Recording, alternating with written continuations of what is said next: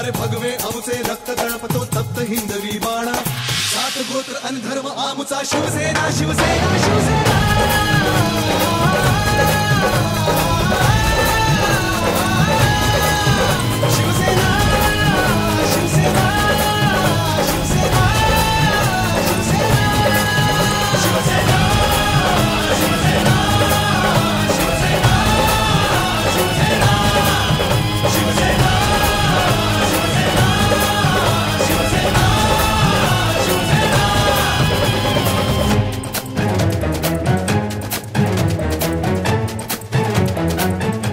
आजच्या या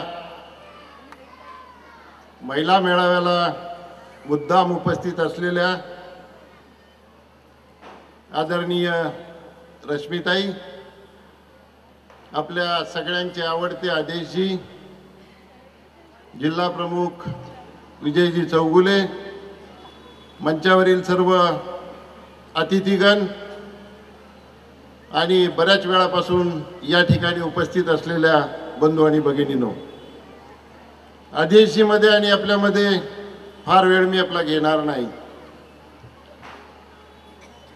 ताई, आपण येण्यापूर्वी बऱ्याच महिलांनी या ठिकाणी भाषणं केली आणि मला अतिशय आनंद वाटतो की महिलांचं नेतृत्व हळूहळू का होईना पण चांगल्या पद्धतीने तयार होत आहे. त्याच्यापैकी ताई कुणीतरी बोलताना असं म्हटल्या की कुणीतरी मोठ्या नेत्यांनी या ठिकाणी येऊन दोनदा मतदान करायला सांगितलं. मला असं वाटतं की आपण जसं एखाद्या कार्यक्रमाला कुठल्या तरी गाण्याने सुरुवात करतो, आता आदेशजी इथं आहे तर मला असं वाटतं आपण उखाण्याने सुरुवात करूया. एक उखाणा असा कदाचित आपल्याला माहीत असेल. उखाणा असा आहे, अगं बाई मी दुसऱ्यांदा मत देऊन आले पहिली शाई पुसून आणि शरदरावांचं नाव घेते जेलमध्ये बसून.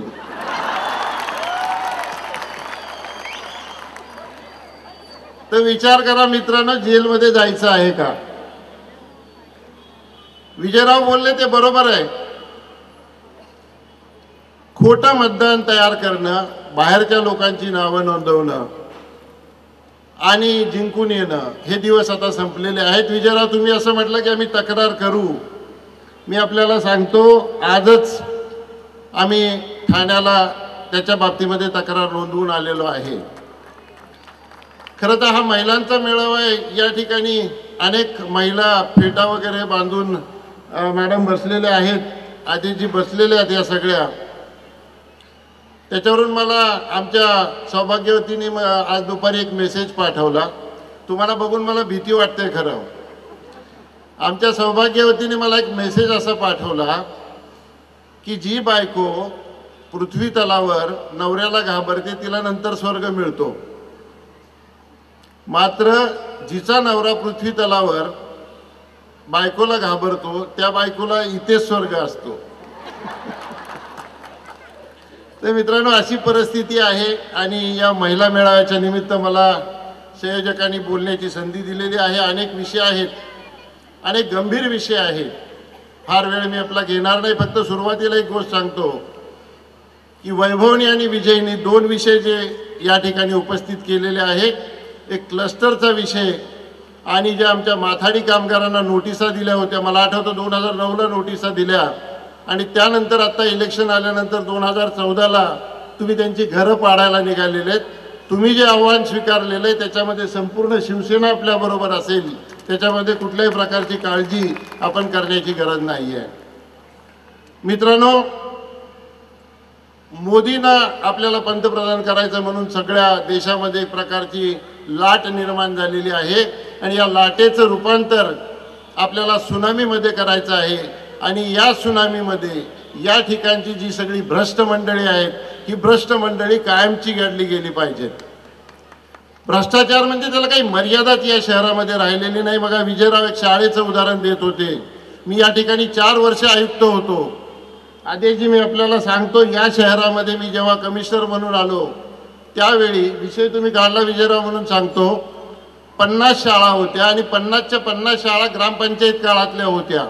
कवेलू पडलेले, पत्रे तुटलेली, दरवाजे आहेत नाहीत, 92 सालापासून या नेते मंडळींना त्याची काही काळजी नव्हती.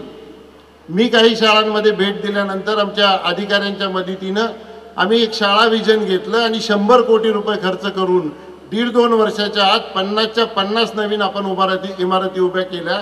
खर्च आला फक्त 100 कोटी रुपये. विजन पूर्ण झालं. मी गेल्यानंतर आता मला विजयराव सांगत होते एक शाळा बांधली फक्त, त्याला खर्च आला 50 कोटी रुपये. कागदावर आला असेल 50 कोटी, खरा किती आला देवाला माहिती. तर अशा प्रकारचा जर भ्रष्टाचार होत असेल आणि आपण आपला घाम गाळून जो टॅक्स भरतो त्याच्यातून अशा प्रकारे जर उधळपट्टी होत असेल तर या शहरातल्या नागरिकाला इलेक्शन तर येतील जातील, विचार करण्याची वेळ आलेली असं मला वाटतं. दुसरं एक आणखी उदाहरण देतो. मी कमिशनर असताना 60 कोटी रुपयामध्ये आपण या शहरामधला संपूर्ण कचरा वेळच्या वेळी 8 वाजता गाडी येणार म्हणजे 8 वाजता येणार, 8 वाजून 10 मिनिटांनी येणार म्हणजे 8 वाजून 10 मिनिटांनी कॉम्पॅक्टर येणार, एकही तक्रार नव्हती. आता मी जेव्हा निवडणुकीच्या निमित्तानं फिरतो तर पाहतो की त्या ट्रकमध्ये मॅन्युअली कचरा भरला जातोय. का तर 230 कोटी रुपयाचं एस्टिमेट यांनी केलं. म्हणजे 60 कोटीवरून 230 कोटी, म्हणजे प्रत्येक गोष्टीमध्ये किती पैसे खायचे त्याची काही मर्यादा या शहरामध्ये राहिलेली नाही. आणि त्याच्यामुळं मला असं वाटतं की या शहरामधली सगळी जनता त्रस्त झालेली, यांना कळून चुकलेलं आहे. पराभव निश्चित आहे मित्रांनो. मागच्या वेळी नवनिर्माण सेनेच्या 1,34,000 मतामुळे आणि मराठी माणसाच्या पाठीत त्यांनी खंजीर खुपसल्यामुळे पराभव झाला होता. यावेळी मनसेच्या उमेदवाराचं नाव सुद्धा तुम्हाला नीट माहीत नसेल. आपल्यापैकी कुणाला माहिती आहे का त्यांचं नाव? मनसे संपलेली आहे. नरेंद्र मोदीचा करिश्मा प्रचंड या राज्यामध्ये देशामध्ये निर्माण झालेला आहे.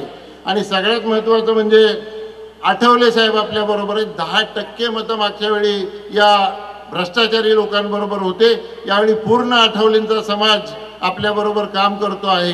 हे सगळे फॅक्टर एकत्र झालेले आहेत आणि त्यामुळं पराभव दिसायला लागला. आता नवीन नवीन रूमर सुरू झाल्या. आधी सांगितलं आम्ही मातोश्रीवर जाऊन आलो, कुणी येणार नाही इथं. उद्धव साहेब आले, थडाथड मुस्काडीत मारल्या, थोडं दबले. परत सांगितलं नाही नाही आम्ही त्यांना सांगितलेलं, आम्ही सांगितलं आम्हाला मदत करा, येऊ करा. मॅडम आल्या. आधी सगळे ठाकरे मंडळींनी आम्हाला आशीर्वाद दिलेला आहे आणि तुमच्या सगळ्यांसमोर विचारांना त्यांनी पाठिंबा दिलेला आहे. त्यामुळे आता दुसरी रूमर त्यांनी सुरू केली की तिकडे शिंदे साहेबांना आम्ही पाठिंबा देणार आणि ते आम्हाला इथं पाठिंबा देणार. रूमर पसरवण्याशिवाय यांच्याकडे काहीही राहिलेलं नाही मित्रांनो.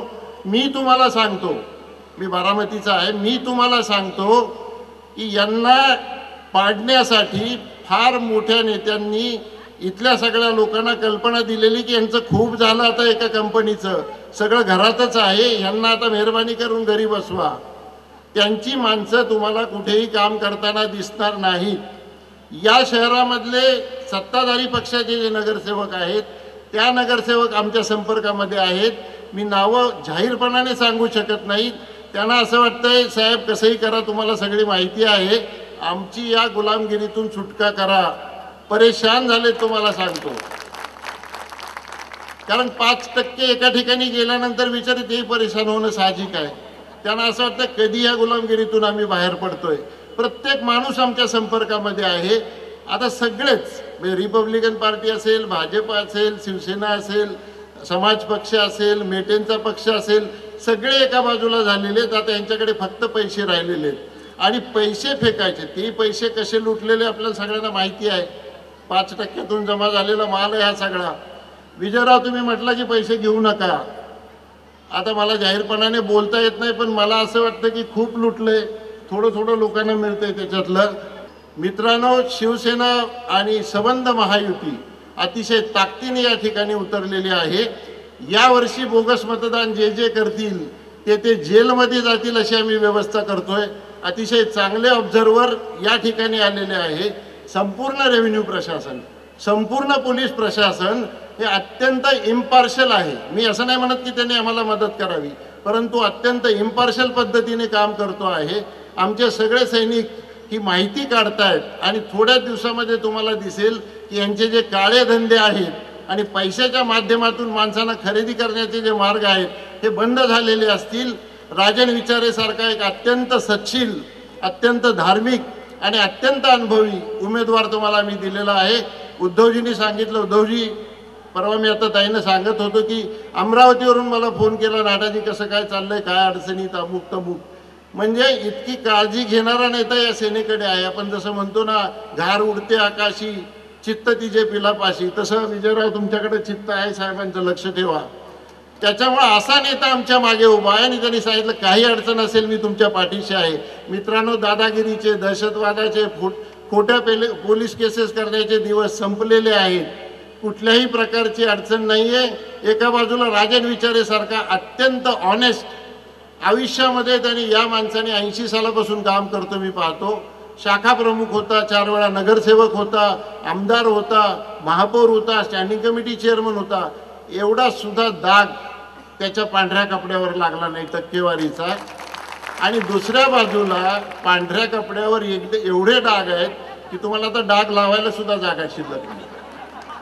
शिक्षण मंडळ असो खाणार, मुलांचं दप्तर असो खाणार, मुलांचा खाऊ असो खाणार, NMMTची खरेदी असो खाणार, काचेची शाळा बसो खाणार, पूल बांधायचा खाणार.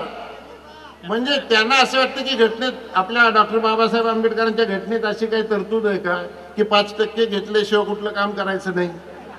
तुम्हाला ओळसाहेब माहीत असेल मला असं वाटतं. म्हणजे हा रूल झालाय. 5% हा या शहरामधला परवलीचा शब्द झाला मित्रांनो. म्हणजे शरम वाटण्याची, लाज वाटण्याची आणि राग चीड येण्याची गोष्ट आहे. मी कमिशनर होतो, अरे मला आश्चर्य वाटलं विजयराव तुम्ही, मला माहीत नव्हतं.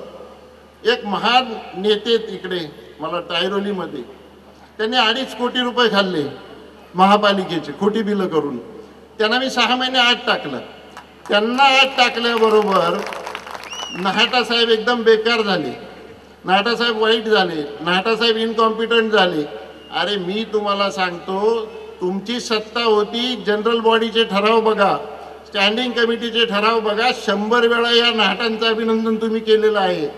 आता तुम्ही काय सांगतात, तुमच्या भ्रष्टाचाराला जे जे आडवे येतात ते वाईट आणि तुमच्या काळ्या धंद्यांना जे जे मदत करतात ते चांगले. हे दिवस संपलेले आहेत. विचारे साहेबांना आपल्याला निवडून आणायचं आहे. उद्धव साहेबांकडे आपण शब्द दिलेला आहे की साहेब आम्ही नक्की विचारे साहेबांना निवडून आणू. ठाण्यामध्ये आम्ही जातो आहोत, रोज काही ना काही कारणाने फिरतो आहोत. ठाण्यामधली मला असं वाटतं यांना मतं मिळतील की नाही शंका आहे. मीरा भाईंदरमध्ये जैन समाज फार मोठा आहे, त्यामुळे माझे तिथे नातेवाईक आहे, तिथेही मी जातो आहे इलेक्शनच्या निमित्तानं. सगळीकडे मोदींची लाट आहे. मी तुम्हाला सांगतो, मोदींसारखा नेता स्वातंत्र्यानंतर आपल्या सगळ्यांना आठवत असेल, स्वातंत्र्यानंतर इतकी लोकप्रियता मिळवलेला, देशाच्या कुठल्याही कोण्यामध्ये गेल्यानंतर 3-4 लाख लोकसभेला, 5 लाख लोकसभेला जमणारा नेता देशामध्ये झाला नाही. इंदिरा गांधी नाही, नेहरू नाही, कुणी नाही. अशा नेत्याला, असं नेत्याच्या नेतृत्वाखाली आपण सगळे काम करणार आहोत आणि देशाचं भलं करणार आहे. आपल्याला एक सशक्त राष्ट्र निर्माण करण्यासाठी मोदींना आणि त्याच्यासाठी राजन विचारेंना निवडून आणायचं आहे. माझी आपल्याला नम्र विनंती आहे, कुठल्याही प्रलोभनाला बळी पडू नका. अरे भगवे आमुचे रक्त तळपतो तप्त हिंदवी बाणा, 7 गोत्र अन धर्म आमुचा शिवसेना शिवसेना शिवसेना.